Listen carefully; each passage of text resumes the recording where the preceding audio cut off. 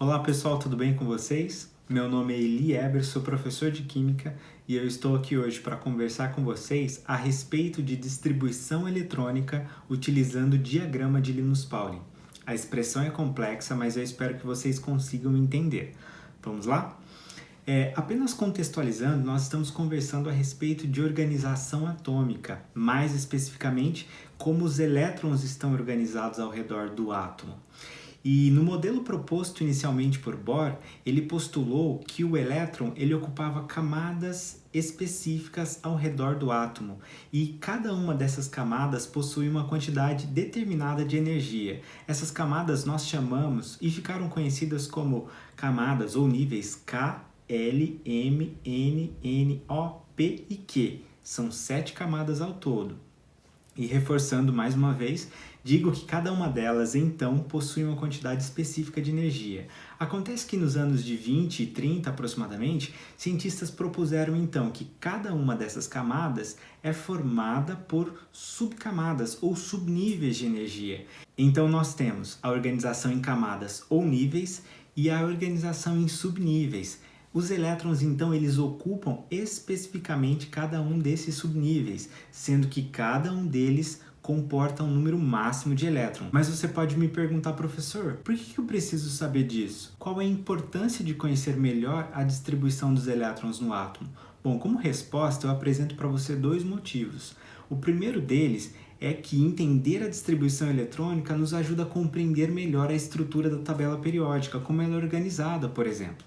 E o segundo motivo que eu apresento é que entender e conhecer bem a distribuição eletrônica nos átomos nos faz entender mais facilmente os conceitos de ligação química. Quando nós formos ver ligações químicas, ligações iônicas, covalentes, enfim, quando formos ver esses conteúdos, nós vamos perceber que entender esse processo, entender como os elétrons estão organizados, nos ajuda a entender melhor esses novos conceitos de ligações químicas. Mas agora que eu já conversei com vocês, já expliquei um pouquinho do histórico e o que nós vamos tratar na aula de hoje, eu gostaria de convidar você agora para nós irmos juntos para o computador para eu continuar dando essa aula. Tudo bem? Vamos lá?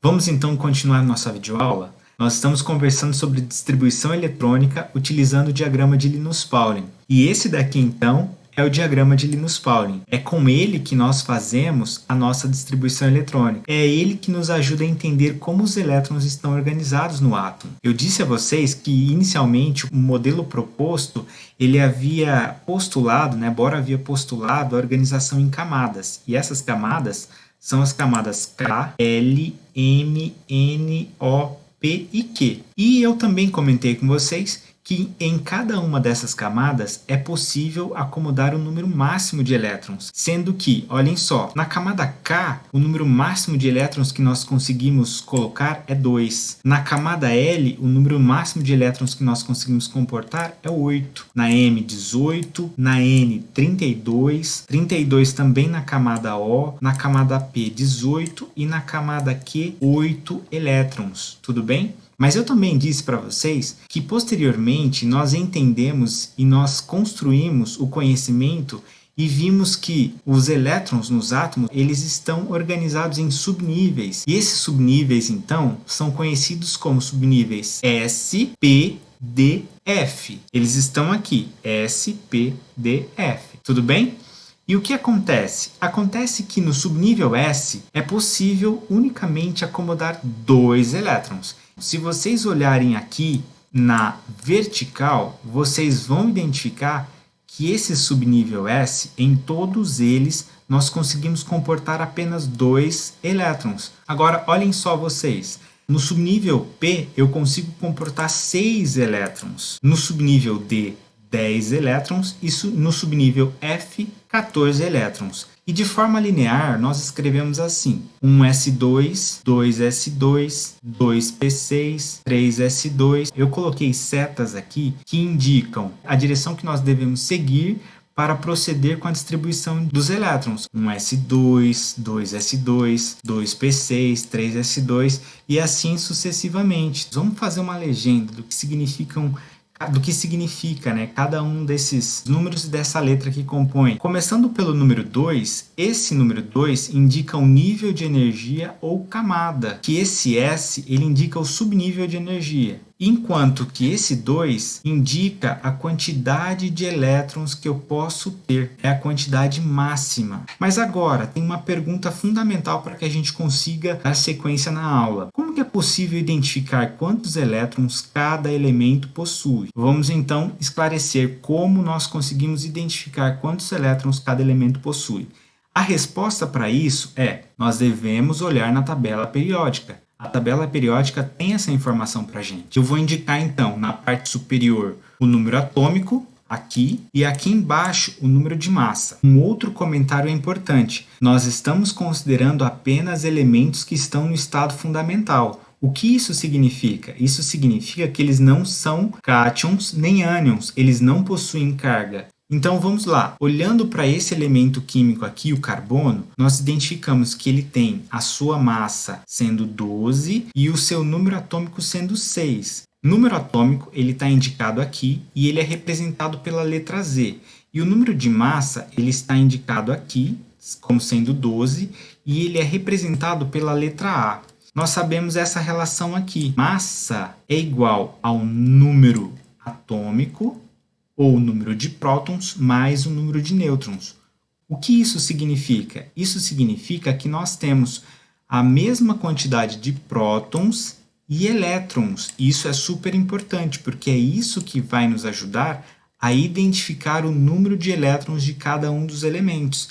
Então vejam, eles têm o mesmo número de prótons e elétrons. A sua carga total é 0. Então, olhando para esse elemento carbono, nós temos aqui o número 6 como sendo o número de prótons. E como ele está no estado fundamental e eu sei que o número de prótons é igual ao número de elétrons, eu digo que o carbono no estado fundamental tem 6 elétrons. E eu vou então fazer a distribuição eletrônica usando 6 elétrons.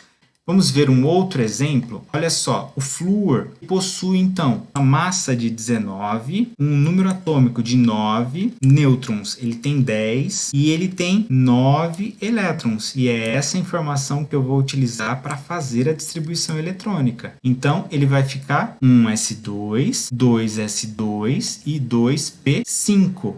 Eu consigo identificar qual é a camada de valência. O que é a camada de valência? A camada de valência é a última camada onde eu tenho elétrons ocupando subníveis dentro desse átomo. Então, se nós olharmos para cá, eu tenho 2s2 e 2p5. Qual é a camada de valência? A camada de valência dele é a camada 2, ou a camada L. E quantos elétrons eu tenho na camada de valência? Aqui eu tenho 5 elétrons. E aqui eu tenho 2 elétrons que foram distribuídos nesse subnível. 5 mais 2, 7 elétrons na camada de valência. Agora, olhem só. Eu tenho ferro 56, 26. Fazendo a distribuição eletrônica desses 26 elétrons, iniciando por aqui, eu coloco 1s2, 2s2, 2p6, 3s2, 3p6, 4s2. Nós vimos que faltam apenas 6 elétrons para serem distribuídos. E neste subnível,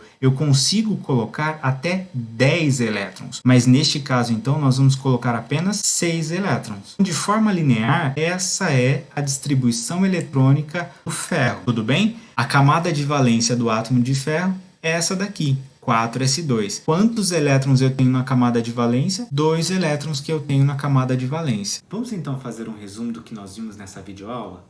Nós discutimos que os elétrons eles estão organizados dentro dos átomos em camadas ou níveis e também em subníveis. Cada um desses subníveis e cada uma dessas camadas possui uma certa quantidade de energia específica e cada um dos subníveis de energia comporta um número máximo de elétrons. Nós também discutimos a forma com que nós distribuímos esses elétrons utilizando o diagrama de Linus-Pauling, sempre obedecendo àquela ordem crescente de energia. Eu espero que você tenha aproveitado e entendido. Se você tiver alguma dúvida, você pode me escrever ou pode entrar em contato comigo ou mesmo deixar um comentário aqui embaixo. Faça bom proveito dessa aula. Meu muito obrigado e um abraço.